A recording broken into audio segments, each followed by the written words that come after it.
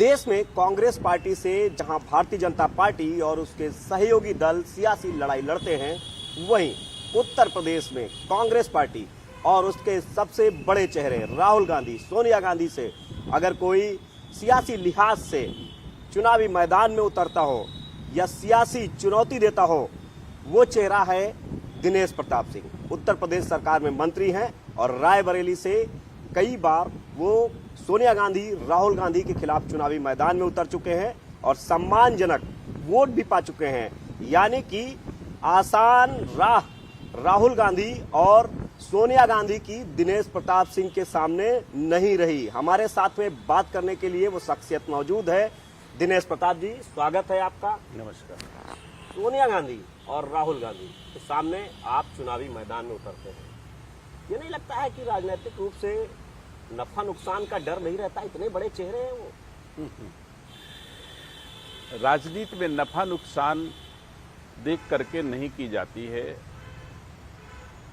दृष्टिकोण देख के की जाती है, नीतियां देख के की जाती हैं। मैं समझता हूं कि मैं भारतीय जनता पार्टी की नीतियों के साथ में सोनिया गांधी और राहुल गांधी के खिलाफ चुनाव लड़ता हूं और आज की तारीख में भारतीय संस्कार संस्कृति के संवर्धन के लिए भारतीय जनता पार्टी की जो नीतियां हैं, एक परिवार के लिए, एक गांव के लिए, एक जिले के लिए, एक प्रदेश के लिए और एक देश के लिए, मैं समझता हूं कैसे किसके रिश्ते होने चाहिए, कैसे किसके कर्तव्य होना चाहिए, ये हमारी संस्कृति सिखाती है और संस्कृति के अनुरूप भारतीय जनता पार्टी काम करती है।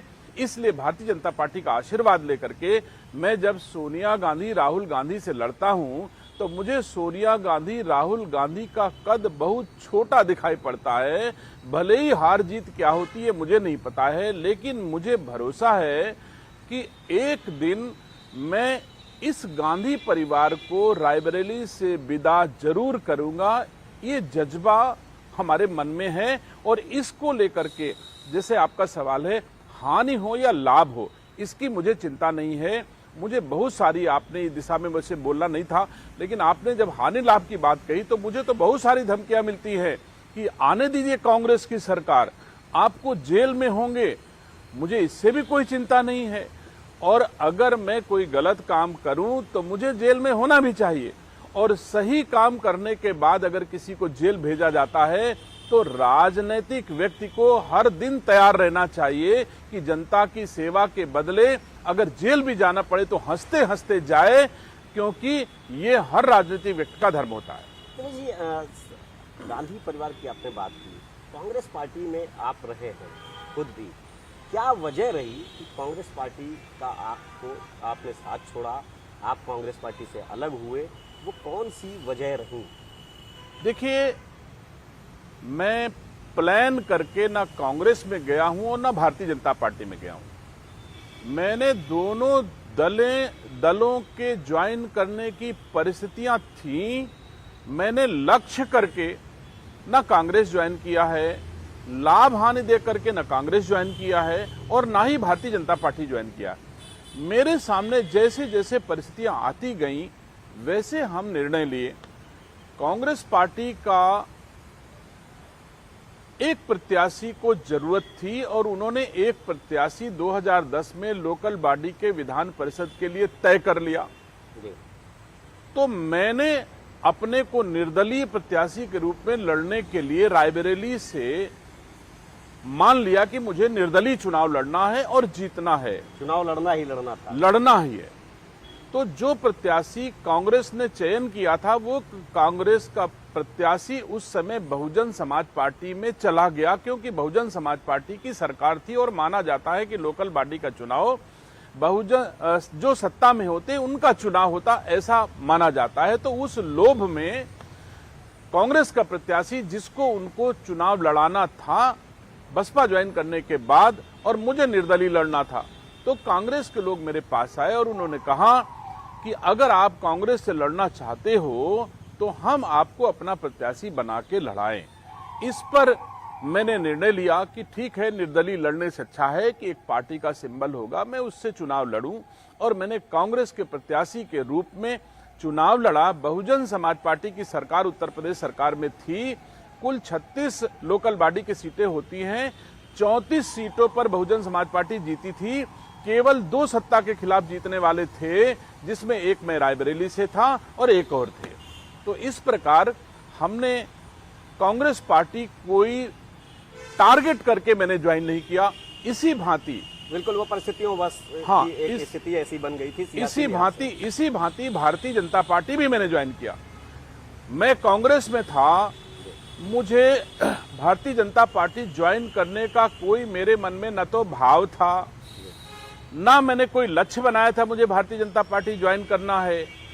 एक दिन हमारे गुरुजी आदरणीय रामभद्राचार्य जी ने हमको फोन किया कि बेटा, आपको भारतीय जनता पार्टी के राष्ट्रीय अध्यक्ष जी बैठना चाहते हैं आपके साथ में, आप क्या जाओगे?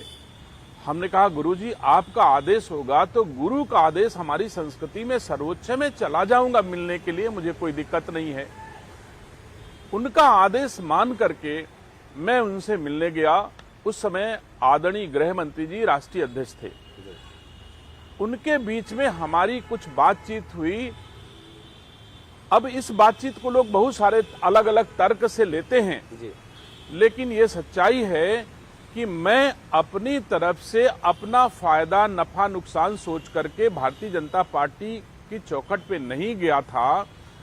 अगर उन्होंने मुझे बुलाया था और हमसे उम्र में भी बड़े हैं और इतने बड़े कद के नेता हैं तो मुझे जाना चाहिए था।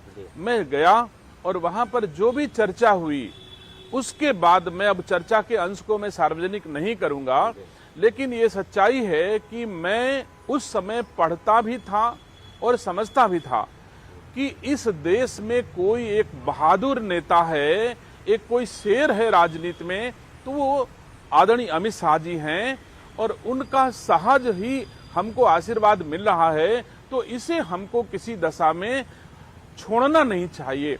और उन्होंने जो चीजें कही मैंने उनकी बात मानी और चलते समय उनके पैर छुए।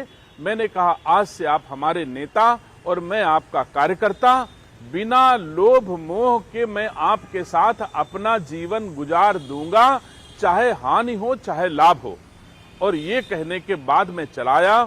उसके बाद आदरणीय गृह मंत्री जी मेरे घर आए, रायबरेली में हमको पार्टी ज्वाइन कराया और तब से मैं इस पार्टी की सेवा कर रहा हूं। जब आपने भारतीय जनता पार्टी ज्वाइन कर ली, अमित शाह जी से मुलाकात की, आपने बताया, लेकिन जब कांग्रेस पार्टी में थे तो कोई ऐसा वाकया, जब आप सोनिया जी को देखते हो, राहुल गांधी जी को देखते हो, जैसे ही देखते हो वो किस्सा याद आ जाता हो, कोई ऐसा वाकया बताइए दर्शकों। बिल्कुल मुझे याद आ जाता है।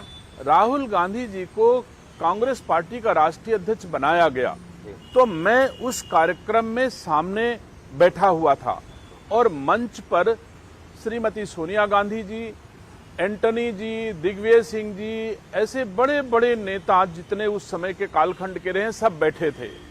राहुल गांधी का अनाउंसमेंट होता है कि आज से आप भारतीय राष्ट्रीय कांग्रेस के राष्ट्रीय अध्यक्ष होंगे। राहुल गांधी जी उठे और सबके सामने गए, नमस्कार नमस्कार नमस्कार। मुझे लगा कि जब मां के सामने जाएंगे तो ये मां के तो पैर छुएंगे, लेकिन मां के सामने भी गए, नमस्कार नमस्कार नमस्कार करके चले गए। तो उस दिन मेरे मन में भाव पैदा हुआ कि हमारी संस्कृति में मां से बड़ा तो कुछ होता ही नहीं, और जो आदमी मां के सामने पद पाने के बाद झुकता नहीं है तो मैं नहीं समझता कि राहुल गांधी इस देश के लिए फिट होंगे। मन में दुख जरूर हुआ, लेकिन मैं कांग्रेस में था, मुझे न तो कोई प्रतिक्रिया देनी थी न कुछ कहना था, लेकिन ये भाव मुझे लगा कि ये तो भारतीय संस्कार संस्कृति को नहीं जी पाएंगे। अक्सर रायबरेली में राहुल गांधी, सोनिया गांधी ये लोग आते होंगे, तो जाहिर सी बात है रायबरेली की अगर सियासत के लिहाज से देखा जाए तो आपने, मुझे लग रहा है कि ब्लॉक प्रमुखी से अपने राजनीति, यानी कि शुरुआत जो राजनीति की थी वो पंचायत से की थी और आज आप मंत्री हैं, तो बिना आपसे मेल मुलाकात के वो दौरा उनका पूरा नहीं होता होगा। कोई ऐसी मुलाकात जिसमें एक साथ बैठे हों आप और उनकी बातचीत कितनी गंभीरता थी सियासत के लिहाज से, राजनीतिक लिहाज से राहुल गांधी के अंदर? देखिए, गांधी परिवार से तो हमको इतना कभी व्यक्तिगत रिश्ते के रूप में हम नहीं अपने को पाते हैं कि उनके जीवन में मैं व्यक्तिगत कुछ होता हूं, जो कुछ था राजनीतिक ही था। और एक भाव में जरूर ये मानता हूं कि राजनीति में नेता जो होता है अपने कार्यकर्ता को पितृवत या मातृवत सम्मान देता है और कार्यकर्ता को माना जाता है ये हमारे बच्चे हैं। लेकिन गांधी परिवार को अपने कार्यकर्ता ऐसे लगते हैं कि ये दुबले पतले रहें, ज्यादा मोटे ना होने पाएं। अगर किसी ने अच्छी घड़ी भी पहन ली तो गांधी खानदान को अच्छा नहीं लगता। वो भले ही चांदी की थाली सोने के चम्मच में खाएं, लेकिन किसी ने अच्छा कुर्ता पैजामा भी पहन के अगर उनके पास चले जाओ तो उनको जलन होती थी। कभी महसूस किया आपने इस बात को? एकदम कोई घटना ऐसी हुई? हाँ बिल्कुल, मैंने महसूस किया। मैं सदस्य विधान परिषद कांग्रेस के टिकट पे था। उसके बाद मेरी बहू जिला पंचायत अध्यक्ष हो गई, छोटे भाई की पत्नी। उसके बाद विधानसभा का चुनाव आया तो इनके मन में था कि एक विधानसभा है जिसमें हम दिनेश सिंह के भाई को लड़ाएं तो वही जीत सकता है और कोई नहीं जीत सकता है। तो गांधी परिवार ने निर्णय लिया कि मैं आपके भाई को चुनाव लड़ाना चाहते हैं, लेकिन आप जो है एमएलसी के पद से इस्तीफा दो, और जब आप नहीं एमएलसी रहोगे तो किसी और को हम एमएलसी बनाएंगे, क्योंकि इतना मजबूत मैं नहीं कर सकता कि आपके घर में एमएलसी भी रहे, जिला पंचायत अध्यक्ष भी रहे और विधायक भी रहे, ये मैं नहीं कर सकता हूं। और प्रियंका गांधी ने अपने घर में, अपने प्राइवेट घर में बैठा करके मुझसे सदस्य विधान परिषद से इस्तीफा लिया, और इस्तीफा लेने के बाद फिर मेरे भाई को चुनाव लड़ाया। तो निसंदेह मैं कह सकता हूं कि इनके मन में ऐसे भाव होते हैं कि हम कैसे अपने ही कार्यकर्ता को कमजोर रखें। अगर मजबूत रहे तो गांधी परिवार मजबूत रहे, बाकी सब कमजोर रहे। इसी कमजोर को करते करते करते देश की सबसे बड़ी पार्टी आज सबसे कमजोर पार्टी के रूप में स्थापित है, जिसको उत्तर प्रदेश में अपने बलबूते एक भी एमपी नहीं बना सकते, एक भी विधायक नहीं बना सकते, एक भी प्रधान नहीं बना सकते हैं उत्तर प्रदेश में। आज ये कांग्रेस की स्थिति है। तो मैं समझता हूं ये कांग्रेस की नीति है कि जो कार्यकर्ताओं का सुख नहीं देख सकता। मुझे गर्व है कि मोदी जी प्रधानमंत्री होकर के भी सबसे पीछे की कुर्सी पर बैठ करके जब सुनते हैं तो लगता है कि हाँ, ये कार्यकर्ता बेस पार्टी है। सर, एक मुलाकात भी आपसे प्रियंका गांधी से हुई थी, सीट पे बैठ गए थे। हाँ। क्या वाकया था वो? हाँ, मुझे बहुत दुख है इस बात का लेकर के। आपने, हमको लगता है कुछ पढ़ा वढ़ा होगा, कहीं सूचनाएं होंगी आपके पास में, उसके आधार पे आप पूछ रहे हैं। मेरा जन्मदिन था और जन्मदिन की बहुत सारी शुभकामनाएं हमको फोन पे आ रही थी।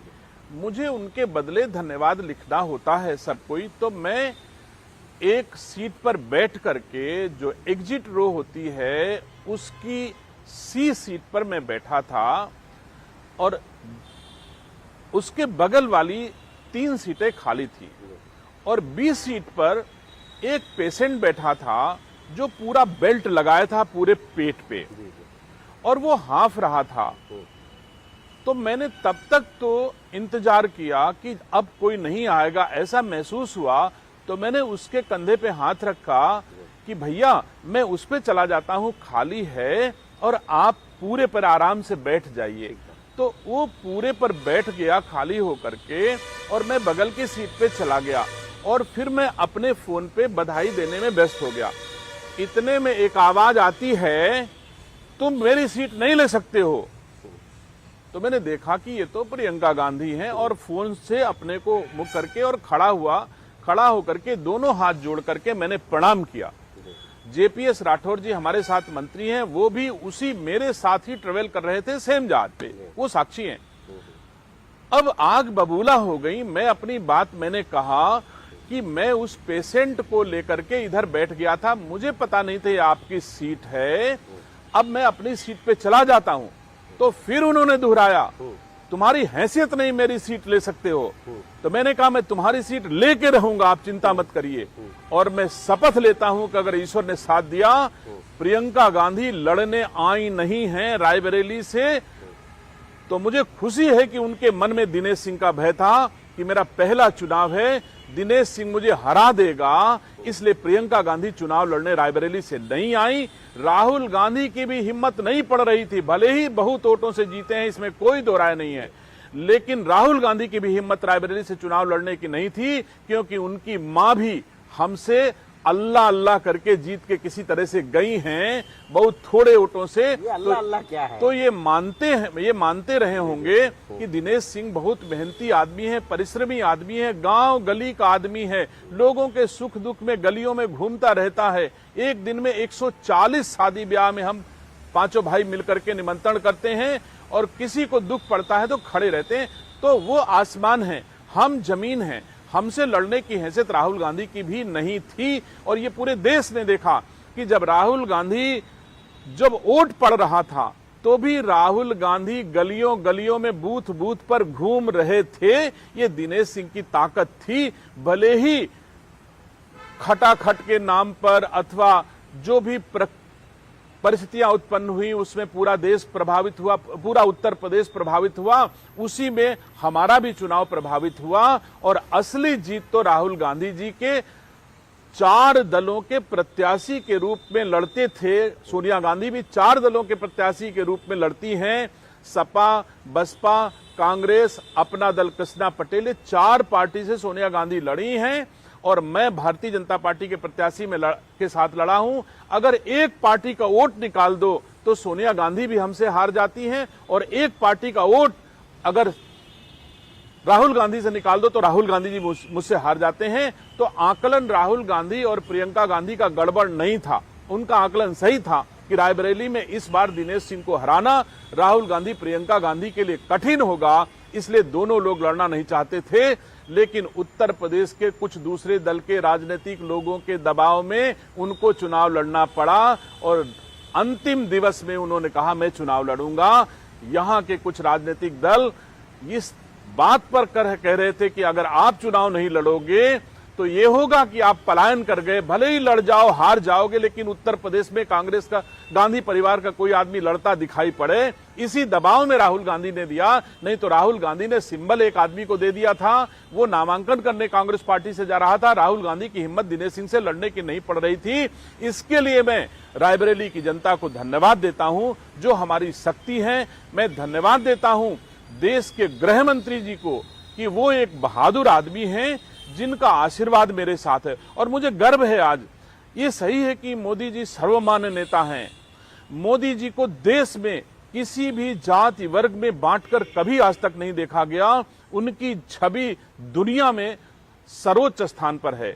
लेकिन अगर डबल इंजन की आज सरकार चल रही है, दिल्ली में मोदी जी की सरकार चल रही है और उत्तर प्रदेश में योगी जी की सरकार चल रही है, तो दोनों को ठीक से चलाने का जो काम गृह मंत्री जी कर रहे हैं, अगर वो न होते तो डबल इंजन की सरकारों को चलने में कठिनाई जरूर आ जाती। इसलिए मेरा नजरिया, जो मेरी सोच है कि इस देश का एक बहादुर नेता है, जो भारत को एक श्रेष्ठ भारत के निर्माण में मोदी जी के हनुमान के रूप में काम कर रहा है। सर, जिस तरीके से आपने कहा कि शपथ लिया था उनको हराने का, ये शपथ जारी रहेगी? जब भी राहुल गांधी चुनाव लड़ेंगे, प्रियंका लड़ेंगी, तो दिनेश प्रताप उनके सामने लड़ते रहेंगे? देखिए, मैं पार्टी का अनुशासित सिपाही हूं। ये मेरा संकल्प तो है कि मैं सोनिया गांधी, राहुल गांधी, प्रियंका गांधी जो भी रायबरेली से लड़ेंगी उनको एक बार हराऊंगा जरूर। लेकिन ये हमारी पार्टी तय करेगी कि पार्टी किसको लड़ाती है। मुझे लड़ाएगी तो मैं अंतिम सांस तक गांधी परिवार के खिलाफ अपनी शपथ को पूरा करने के लिए लड़ता रहूंगा। और पार्टी ने तय किया कि किसी और को लड़ाकर तुम अपनी शपथ को पूरा करो, तो जो पार्टी का निर्णय होगा फिर मैं वो करूंगा। जिस तरीके से बिहार में राहुल गांधी ने बाकायदा वहां यात्रा निकाली, यहाँ तक कि प्रधानमंत्री नरेंद्र मोदी के लिए जिस तरह की टिप्पणियां हुई, उनकी मां पे टिप्पणी हुई, भारतीय जनता पार्टी के तमाम बड़े नेताओं ने इस बात का विरोध भी किया, आपत्ति भी जताई, प्रधानमंत्री भी भावुक हुए। इस तरह की राजनीति को आप कैसे देखते हैं? ये कौन सी सियासत है कांग्रेस की? मुझे बहुत दुख है कि एक दिवंगत मां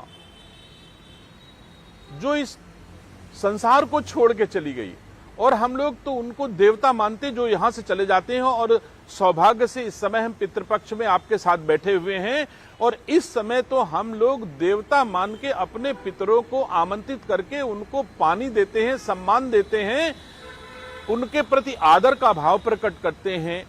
और ऐसी संस्कृति वाले देश में, ऐसे संस्कारों वाले देश में अगर किसी की दिवंगत मां को इस रूप में गालियां दी जाएं, तो ये तो पागलपन से कम कुछ नहीं हो सकता है। और मैं समझता हूं कि गांधी परिवार में जिस तरह प्रियंका गांधी ने इस घटना के बाद बिहार में जाकर के मजाक उड़ाया है, खिल्ली उड़ाई है, हंस हंस के खिल्ली उड़ाई है कि मोदी जी आए थे, बिहार में रो रहे थे। अरे तुम अपनी मां के आंसू पर नहीं रो सकते हो, तुम अपनी मां के अपमान पे नहीं रो सकते हो, तुम्हारे संस्कार नहीं है, तुम अपने दादा की मजार पे फूल नहीं चढ़ाती हो, तुम अपने परिजनों को, मां को, दादा को, दादी को, पिता को वोट का माध्यम मानती हो। लेकिन भारतीय संस्कार संस्कृति का पुजारी कम से कम मोदी जी तो अपनी मां को इस धरती पर सर्वोच्च शक्तिमान देवता के रूप में मानता होगा, इसलिए उसको दुख हुआ और वो बिहार में उनको आंसू आए, बिहार में तकलीफ हुई। और उसके बाद प्रियंका गांधी जाकर के जिस तरह मजाक उड़ाई हैं, हा हा हा करके, हंस करके मंच से कि मोदी आए थे, रोए थे, यहां पर वो तो रोने वाला आदमी है, इस तरह की बात कर करके प्रियंका गांधी गई हैं। तो मैं प्रियंका गांधी के संस्कारों के बारे में इतना ही कह सकता हूं कि हमारे यहां एक बहू को ये माना जाता है, जिस घर में जाती है वो लक्ष्मी का स्वरूप होती है। बहू के चरण पड़ते ही उस घर का प्रभाव बढ़ जाता है, खुशियां बढ़ जाती हैं, चार चांद लग जाते हैं। लेकिन प्रियंका गांधी के अपनी ससुराल में चरण पड़ते ही वह घर चापर हो गया है। तो मुझे महसूस होता है ये संस्कारों का पाप है, जो संस्कार विहीन लोग ये दो कहते हैं। और मैं कहता हूं प्रियंका गांधी, तुम तो रोज तुम दो नालायक बेटे भारत के ऐसे हो अपने मां बाप के। राहुल गांधी और प्रियंका गांधी ऐसे नालायक संतानें हैं इस भारत में, जो जब भी जरूरत पड़ती है कटोरे में अपने बाप की लाश लेकर के जनता के सामने खड़े हो जाते हैं। मेरे बाप के नाम पर वोट दे दो। अपनी सेवा के नाम पे तुम 55 साल के बूढ़े होने वाले हो, अपनी 55 साल की सेवाओं में के लिए भारतवासियों से आप क्यों नहीं वोट मांगते हो? आप केवल वोट मांगते हो तो कटोरा लेकर के दादी के नाम पर, दादी के शहादत के नाम पर वोट दे दो, पिता की शहादत के नाम पर वोट दे दो, और अब खुद तो वोट का प्रयोग कर, खुद अपने मां बाप को, परिवार के लिए, वोट के लिए आप उपयोग करते हो। और जब मोदी अपनी मां के दर्द को एहसास करता है तो तुम उसका मजाक उड़ाती हो। तुमको चुल्लू भर पानी में कभी हिंदू और हिंदुस्तान में नहीं मिलने वाला है। तुम वहीं जहां हो वहीं तुमको पानी मिलेगा, केरल में मिलेगा, वायनाड में मिलेगा, जिनके घरों में पानी पीना चाहती वही मिलेगा। लेकिन कोई हिंदू तुमको पानी देने वाला नहीं है प्रियंका गांधी, ऐसा पाप अगर करोगी तो। सर, आपने इसी से जुड़ा हुआ एक ट्वीट भी कर दिया है कि आपने याद दिलाई है फिरोज गांधी के पुण्यतिथि की। ये पुण्यतिथि की बजाय विदेश में है, यहाँ इनको पुण्यतिथि में शामिल होना चाहिए था। आपने ट्वीट किया। देखिए, कल रायबरेली के पहले सांसद फिरोज गांधी जी की पुण्यतिथि थी, और हम लोग देखते हैं कि राहुल गांधी अथवा Gandhi Nehru private limited company जब श्री राजीव गांधी जी की पुण्यतिथि आती है तो पूरा घर फूल लेकर के चढ़ाता है, और उनकी पावन भूमि, जिसको भी आप कह सकते हो, किस नाम से उन्होंने नाम लिया मुझे याद नहीं, लेकिन उसकी परिक्रमा करते हैं। करना चाहिए, ये तो हमारी संस्कृति, इस पर मुझे गर्व होता है। जब दादी इंदिरा गांधी की पुण्यतिथि आती है तब आप परिक्रमा करते हो, फूल चढ़ाते हो। अगर आप दादी और पिताजी की पुण्यतिथि पर फूल न चढ़ाते होते तो ये सवाल ना उठता कि कल की तारीख में आपके दादा की पुण्यतिथि थी और आप उसमें फूल चढ़ाने नहीं गए। जाना चाहिए। और अगर सिर्फ वोट के लिए ही खून के रिश्ते होते हैं तो मैं नहीं समझता कि इतना गंदा काम भारत की भूमि पर पैदा होने वाली कोई संतानें कर सकती हैं कि अगर दादा के नाम पर वोट नहीं मिलेगा तो वो मेरा दादा नहीं है, दादी के नाम पर वोट मिलेगा तो मेरी दादी है, पिता के नाम पर वोट मिलेगा तो ये हमारे पिता हैं, मां के नाम पर वोट नहीं मिलेगा तो मेरी मां भी मेरी नहीं है। तो मुझे दुख इस बात का है कि ये दो नालायक संतानें इस भारत के लिए कलंक हैं। इनके रिश्ते अपने स्वार्थ के रिश्ते हैं। इनके रिश्ते कभी भी अपने नहीं हो सकते हैं। जो अपनों का नहीं हो सकता वो हमारा क्या होगा, हमारी रायबरेली का क्या होगा, हमारे प्रदेश का क्या होगा और हमारे देश का क्या होगा। दिनेश जी, राहुल गांधी से तो मुलाकात अब होगी दिशा की बैठक में, क्या जरूर बातचीत होती है आप लोगों की राजनीति से हट के कुछ आपस में? नहीं, मुलाकात नहीं, कभी नहीं। राजनीति से हट के कभी बात नहीं होती है। लेकिन कटसी में एक विधायक और एक सांसद के रूप में जब वो सांसद के रूप में मुझे मिलते हैं तो मैं स्वयं अपनी तरफ से नमस्ते करता हूं। लेकिन वो हमको नमस्ते का जवाब आज तक कभी नहीं दिए हैं। ये उनकी ईर्ष्या है और ये दिनेश सिंह की विनम्रता है।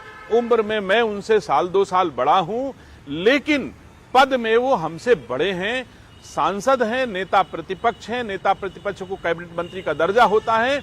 जब दिशा की बैठक में आमने सामने होते हैं तो मैं अपनी ओर से उन्हें नमस्ते करता हूं। ये दिनेश सिंह की संस्कृति है, दिनेश सिंह के संस्कार हैं और वो हमारे नमस्ते का जवाब नहीं देते हैं। ये उनकी परवरिश है, ये उनका खून है, ये वो जाने। लेकिन मेरी संस्कृति में तो यही है कि बड़ों का सम्मान करना चाहिए, मैं करता हूं। दिनेश जी, मुलायम सिंह यादव से कैसे रिश्ते आपके रहे? मुलायम सिंह यादव को आप किस तरह का नेता मानते हैं? कोई ऐसा वाकया जो आपको याद आ जाता हो मुलायम सिंह यादव को याद करके? देखिए, मैं उनके बहुत करीब से जिया हूं। आज के परिदृश्य में इस पर ज्यादा बोलना हमारे लिए राजनीतिक रूप से उचित नहीं। जी जी। लेकिन मैं सबसे ज्यादा जीवन जिया हूं तो आदरणीय नेताजी के साथ ही जिया हूं। आपने अभी कांग्रेस पार्टी से व्यक्तिगत रिश्ते की बात कही है। मेरे व्यक्तिगत रिश्ते कांग्रेस पार्टी से कभी नहीं रहे हैं, लेकिन नेताजी से मेरे जीवन के व्यक्तिगत रिश्ते थे और मुझे लगता है कि वो दिल में भाव, मैं जब तक इस धरती पर रहूंगा वो सम्मान तो उनके प्रति रहेगा, इसमें कोई दो राय। बहुत मानते थे आपको? अब मैं इस पे और ज्यादा कहूंगा तो बहुत चर्चाएं अलग होंगी आज के परिदृश्य में, इसलिए मेरे हिसाब से बस इसमें इतना ही ठीक आप है। बहुत भावुक व्यक्ति के हैं, जो बात होती है आप कह डालते हैं। अभी पिछले दिनों हमने एक ट्वीट आपका देखा, आपने खुद को किस तरीके से आपने कहा कि अपने बारे में ही कह डाला। क्या वो पूरा वाक्य था? आपने कह दिया, यहाँ तक ही लिख दिया कि मैं नालायक, इस तरीके की चीजें लिखी? नहीं, ये बात सही है। मेरे अंदर भी मानव भाव हैं। कोई दर्द होती है, चोट लगती है तो आजकल माध्यम जो है लोगों से कहने का, सोशल मीडिया थोड़ा आसान है। हालांकि नहीं उपयोग करना चाहिए था, लेकिन मैंने किया। मैं जहाज में बैठने से पहले अपने सोशल मीडिया को चेक कर रहा था तो उसमें बहुत सारी हमारे विपरीत बातें थीं। तो सोच करके मैं जहाज पे बैठा और जब जहाज उड़ने लगा तो मैंने उसका जवाब लिखना शुरू किया और जब उतरा तो मैंने उसको पोस्ट कर दिया। अब उसमें बहुत सारी, यही जो पहली बात मैं बोल गया कि मुझे बहुत सारी धमकियां मिलती थी कि आप कुछ नहीं हो, आप ऐसा हो, आप बदलने दीजिए सरकार, आप जेल में होंगे, प्रियंका गांधी आपको जेल भेज देगी, आपको ऐसा नहीं बोलना चाहिए। तो मैंने कहा कि मैं 3 लाख लोगों के दायित्वों का निर्वहन कर रहा हूं। जिन लोगों ने कांग्रेस और गांधी खानदान के विपरीत भारतीय जनता पार्टी को मुझे वोट दिया है, उनकी नीयत क्या है, वो चाहते क्या हैं, इसके आधार पे मैं कांग्रेस को, राहुल गांधी की आलोचना करना मेरा धर्म है, कर्तव्य है। अगर वो सोएं तो मैं जगाऊं। यही 3 लाख लोगों ने मुझे जिम्मेदारी दी है, तो मैं अपनी जिम्मेदारी का निर्वहन करता हूं। और इन जिम्मेदारियों का निर्वहन करने के बदले अगर मुझे जेल भी जाना पड़ेगा तो मुझे कोई चिंता नहीं है। वैसे ईश्वर की कृपा है, मैं आपसे कह सकता हूं कि इस धरती पर मेरा न तो कोई अकाउंट है, ना कोई बैंक बैलेंस है, ना तो कोई फर्म है, ना तो कोई कंपनी है, ना मालिक हूं, ना पार्टनर हूं, ना कोई घर है, ना द्वार है, ना गाड़ी है। मेरे बाबा दादा की भूमि जो 52 बीघे थी, उसमें जो हमारा 10-11 बीघे के 15 बीघे का हिस्सा आएगा, उसी का मैं आज की तारीख में मालिक हूं। एक सचिवालय शाखा में मेरा अकाउंट है जिसमें कभी हमारा वेतन वोतन जाता होगा, वह वेतन भी मैंने जीवन में अपने हाथ से आज तक न निकाला है न छुआ है। मेरा खर्च, मेरे कपड़े, मेरे जूते, मेरे बच्चों की फीस, ये सब मेरे भाई बहन करते हैं। मेरे पास इसका कुछ भी नहीं है। जो जिसको लगे, महसूस हो, जिस जुर्म में मुझे कोई जेल भेजना चाहे तो जब चाहे जेल भेज दिया जाए। और मैंने पहले ही कहा कि अगर जनता की सेवा करने में, सही बात कहने में हजारों बार जेल जाना पड़े तो हंसते हंसते दिनेश सिंह को जाना चाहिए। और अगर मैं गलत काम करके जेल जाऊंगा तो भी जेल जाना चाहिए। जो गलत करेगा वो जेल जाएगा। तो मुझे किसी की धमकी वमकी से कोई डर नहीं है। मैंने बहादुर बाप की औलाद हूं और बहादुर नेता गृह मंत्री का सिपाही हूं। मुझे कोई खतरा जेल जाने से नहीं है। मुझे जिस तरह कांग्रेस चाहे, मैं उसकी धमकी वमकी में आने वाला नहीं हूं और सही काम करूंगा। भारतीय जनता पार्टी को मजबूत करूंगा, भारतीय जनता पार्टी को ऊंचाई पे ले जाने का काम करूंगा। दिनेश जी, आपने परिवार की बात की, सामूहिक परिवार की आप एक मिसाल है। पंचवटी ये क्या है, लोग भी जाने आखिर ये पंचवटी है क्या? देखिए, यही सुख है। मैं तो कहता हूं इससे बड़ा सुख कुछ नहीं हो सकता है। हम 5 भाई और 5 भाइयों के 6 बच्चे हैं। 11 लोग आज की तारीख में कुछ ना कुछ कमा के ही लाते हैं, गंवा के कोई जाने वाला नहीं है। बढ़ता ही है हमारा पंचवटी उत्तरोत्तर। और मेरी चौखट के भीतर कभी अंडा नहीं गया, कभी इलायची के ऊपर का टेस्ट हमारे 11 लोगों ने, पुरुष 11 लोगों में कभी नहीं गया। महिलाएं, हमारी मां केवल सुपारी खाती थी और हमारे बाबा तंबाकू खाते थे। इसके अलावा 5 पीढ़ियों में कभी हमारे यहां किसी भी प्रकार का अपव्यय, मिसयूज नहीं हुआ। सर, इस पंचवटी में कुल कितने लोग रहते हैं? 11 लोग तो ये हो गए, टोटल कितने लोग रहते हैं एक ही छत के नीचे? देखिए, हम तो हमारे बहनें और भाई मिलाकर के और उनके परिवार मिलाकर के आज की तारीख में 75 लोग हैं। एक छत के नीचे रहते हैं? नहीं, एक छत के नीचे तो खैर 75 लोग नहीं रहते, लेकिन हम 5 भाइयों के बहुत सारे वसूल हैं। जी जी। हम 5 भाई जिसके नाम से पंचवटी जानी जाती है, उस पंचवटी में हम 5 भाई और उनके 6 बच्चे, 11 लोग, अपने पत्नियां जो शादी होके आई हैं, 3 बहुएं हैं और बाकी की जो बेटियां हैं, हम सब लोग परिवार सहित रहते हैं। लेकिन हमारी पंचवटी का उसूल है, जिस भाई की बेटी की शादी होगी वो भाई केवल पांव पूजने जाएगा, 1 रुपए अपना खर्च नहीं करेगा, बाकी 4 भाई उसकी बेटी की शादी करेंगे। ये हमारे पंचवटी का उसूल है। हमारे पंचवटी में किसी को यश और धन का मोह नहीं है। जिस भाई को जिस रूप में कम पड़ता है, ज्यादा वाला भाई अपने आप उसके घर पहुंचा देता है, मांगने की भी जरूरत नहीं पड़ती है।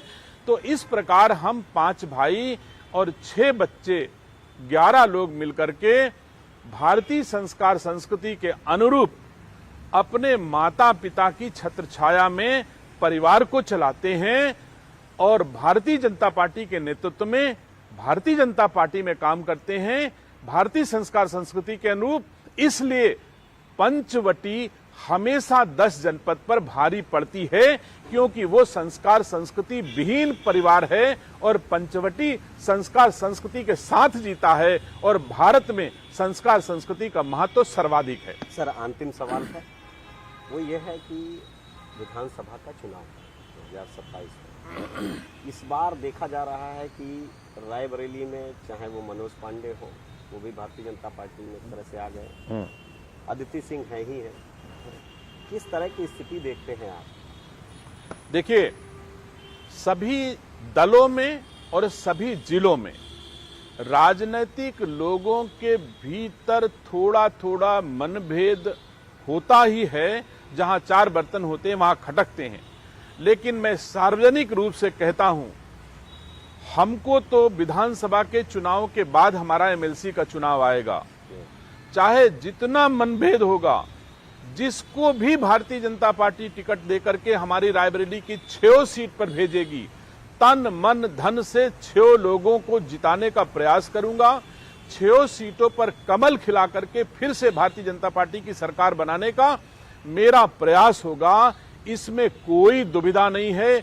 मुझको कौन हराने जाता है, मुझको कौन जिताने जाता है, ये उस पर छोड़ता हूं। लेकिन मैं भाजपा का सिपाही हूं, सबको जिताने का ही प्रयास करूंगा। किसी की हानि करने का दलीय आधार पे मैं कोई काम नहीं करूंगा। बहुत बहुत धन्यवाद दिनेश जी। तो ये हमारे साथ में दिनेश प्रताप सिंह जी थे। बड़ा बेबाक बोले, सब कुछ खुल के बोले, दिल से बोले, और इनका सीधे तौर पर कहना है कि जो विधानसभा के 2027 में चुनाव होंगे उनमें हमारी पार्टी जिसको भी टिकट देगी उन सभी को पूरी मजबूती से चुनाव में हम जुटेंगे और उनको जिताएंगे। कैमरामैन रवि के साथ संकेत मिश्रा, न्यूज़ 18 लखनऊ।